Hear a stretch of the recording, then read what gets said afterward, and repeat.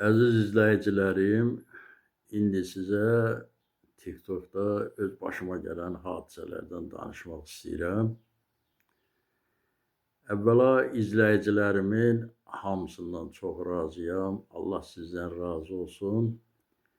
Mədəni insanlarsınız. Öz gözəl rəylərinizlə məni çox sevindirirsiniz.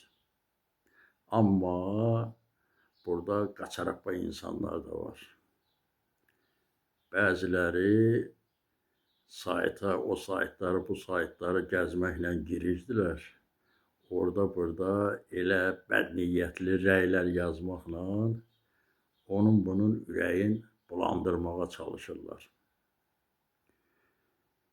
Birisi deyir, əmi, dayı, özü də deyir, dayı, biraz tez-tez danış da, ürəyim partladı ki, sənin ürəyin partlasın. Abala, dayı deməyin nədir? Ürəyimi partlatmağın nədir? Şükür Allaha, TikTok sizin üçün hər cür şərait yaradır. Səni tutub orada məcbur bağlamayıblar ki. Xoşun gəlmir, barmağına sürüşdür, keç o tərəfə. Bundan asan nə məsələ var ki? Bəziləri də görürsən, heç video baxmamışdan, elə adına baxıb rəy yazırlar. Əvvəla sən video baxıb, rəvayəti dinləyib, ondan bir nəticə çıxardıb, nəticə yazmırsansa, rəy yazmırsansa, o rəy heç kəsə lazım deyil. Mən dəyərli rəylərdən heç vaxtı qaçmamışam. Hər vaxtı sizin rəylərinizə böyük üstünlük verirəm. Həmişə də onları bir-bir oxuyub onlara öz münasibətimi bildirirəm. Yanınıza saxlayın ki, mənə 300, 400, 500 hələ təkcə TikTokda rəylər gəlir. Onların hamısına baxıb öz fikrimi bildirirəm. Ona görə boş-boş rəylər yazmağa ehtiyac yoxdur. O həm bizim vaxtımızı alır, həm də o öz boş rəylərinizlə özünüzün tərbiyənizi cəmaata təqdim edirsiniz. O sizin yazdığınız rəylərdən mənə aidiyyəti yoxdur. Başa düşən üçün aydın olmalıdır ki, o gülünc rəyləri ilə özün tərənnüm edir.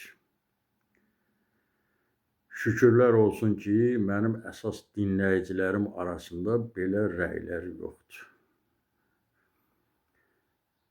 İkincisi, mənə həddən çox geriyə bəyənmələr gəlir.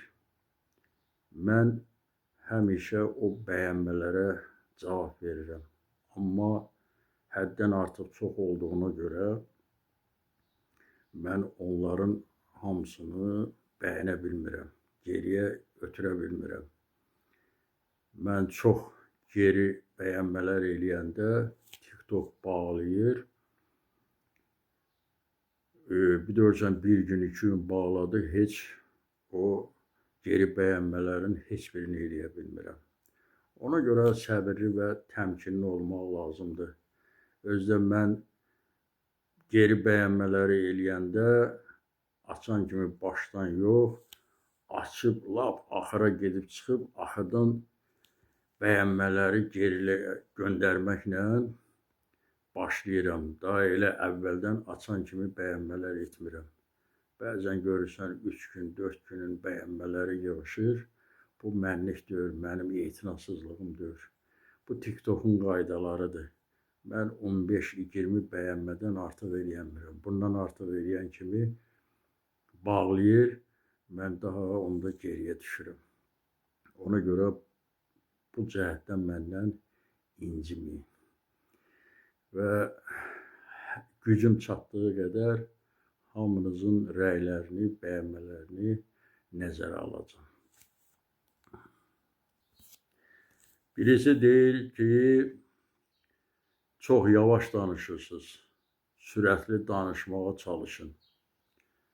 Əvvəla bilmək lazımdır ki, mən rəvayət danışıram. Rəvayəti 1-2 dəqiqənin içərisində danışmaq mümkün deyil. Deyirəm, abala, mənim danışıq tərzim budur. Mən sürətli danışmağı bilmirəm. Məndə yüksək sürət qutusu yoxdur.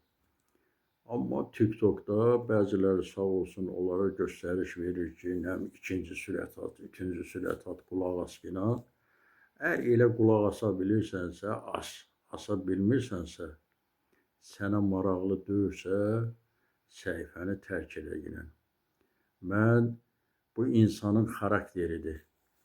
Mənim danışıq tərzim budur. Mən indi danışıq tərzimi dəyişdirib, nə də dəyişdirə bilmərəm. Dəyişdirib, o yandan da avara, bir yandan da avara ola bilmərəm. Ona görə özünüzə əlac qılın. Əgər əlac tapa bilmirsinizsə, zəhmət olmasa səhifəni tərk edin. Birisi də mənə yazır ki, bu Nəsrəddin haqqında bir rəvayət danışmışdı. Deyir, dayı, o Nəsrəddin getdi, yağış yağandan sonra içəridə yatdı, yoxsa yağışın altında yatdı. Deməli, bu insanı rəvayət maraqlandırmır. Onun yağışın altında qalıb, ya evdə yatmağı onu maraqlandırır. Ay, bir insan düşünməlidir ki, bu rəvayətdir. Burada məqsəd nədir? Mən də nə ilac qalıb, ona yazdım ki, bala, bu heç mənim yadıma düşməyib. Ancaq rast gəlsəm, ondan soruşaram ki, görüm yağışın altında yatdı, yoxsa keçib evdə yatdı. İndi qardaşlar, belə maraqlı rəylər çox olur. Amma çox danışıb, videonu uzatmaq istəmirəm. Diqqətinizə görə çox sağ olun, minnətdaram hamınıza.